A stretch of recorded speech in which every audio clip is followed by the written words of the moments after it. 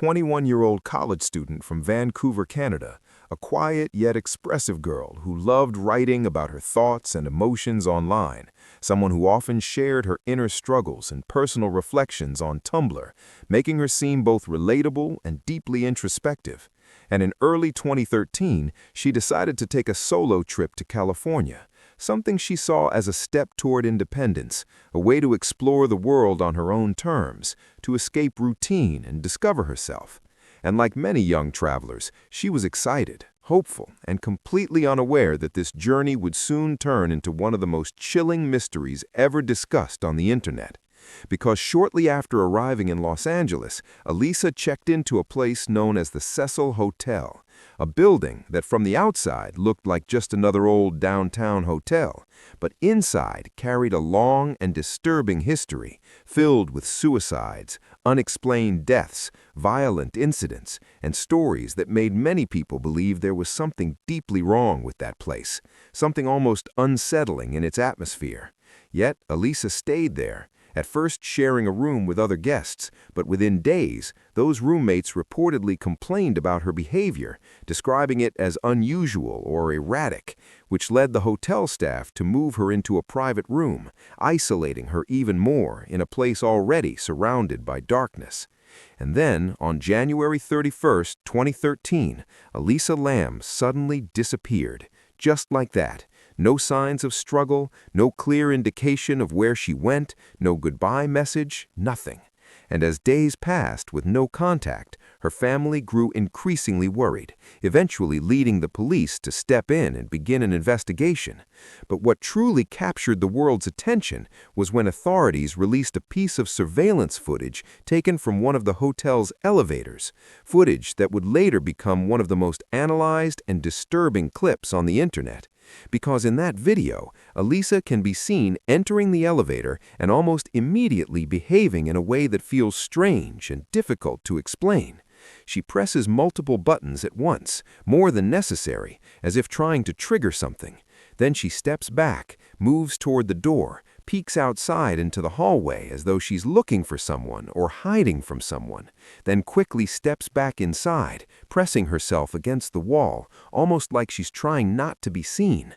And then comes the moment that unsettles viewers the most, her hand movements, slow, deliberate, almost unnatural gestures that look like she's communicating with someone who isn't visible on camera, her fingers moving in odd patterns, her body language shifting between fear, confusion, and something else that's hard to define. And throughout all of this, the elevator door refuses to close, staying open far longer than it normally should, adding another layer of mystery, as if something is interfering, something unseen. And when this footage was released to the public, it spread rapidly across the internet, drawing millions of viewers who all tried to piece together what they were seeing, analyzing every frame, every movement, every second. And soon, theories began to emerge. Some people believed Elisa was experiencing a severe mental health episode, possibly linked to her bipolar disorder, suggesting she might have been hallucinating or feeling paranoid, reacting to things that weren't actually there. While others rejected that explanation, arguing that her behavior looked too specific, too reactive, like she was responding to an actual presence just outside the elevator's view, leading to speculation that someone else might have been involved, someone deliberately staying out of the camera's range, watching her, possibly even threatening her. And then there were those who leaned into the hotel's dark reputation, believing that something supernatural might have been at play, that Elisa had encountered something beyond normal understanding, something connected to the building's past. And as these theories continued to spread, the search for Elisa went on, days turning into weeks, until something strange started happening inside the hotel itself. Guests began complaining about the water, saying it had a strange color, a weird taste, low pressure, something that didn't feel right. And these complaints eventually led maintenance workers to inspect the rooftop water tanks, large containers that supplied water to the entire building. And what they found there was something no one could have expected. Inside one of the tanks, they discovered Elisa Lam's body, naked, floating in the water. a discovery so shocking that it immediately raised more questions than answers.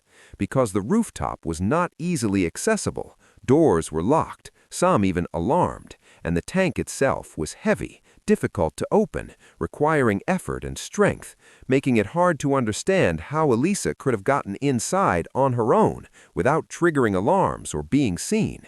And this is where the mystery deepens even further, because despite these strange circumstances, the official investigation concluded that there was no evidence of physical assault, no clear signs of another person being involved, and ultimately ruled her death as an accidental drowning, suggesting that Elisa may have entered the tank herself during a mental health episode and was unable to get out. But for many people, this explanation simply didn't make sense because it didn't fully address the questions surrounding the elevator footage, her behavior, the locked access points, and the physical difficulty of entering the tank, leaving gaps that continue to bother those who look into the case. And even years later, the story of Elisa Lam remains one of the internet's most haunting mysteries, discussed in forums, videos, and documentaries, with people still debating what truly happened, whether it was a tragic accident, a hidden crime, or something else entirely, something we may never fully understand. And when you watch that elevator footage again, knowing how the story ends, it feels different, heavier, almost like you're witnessing the final moments of something that was never meant to be explained. And that lingering uncertainty, that feeling that something doesn't quite add up, is exactly what keeps this case alive. Because in the end, despite all the theories, all the analysis, and all the time that has passed, one question still remains, unanswered and unsettling. What really happened to Elisa Lam?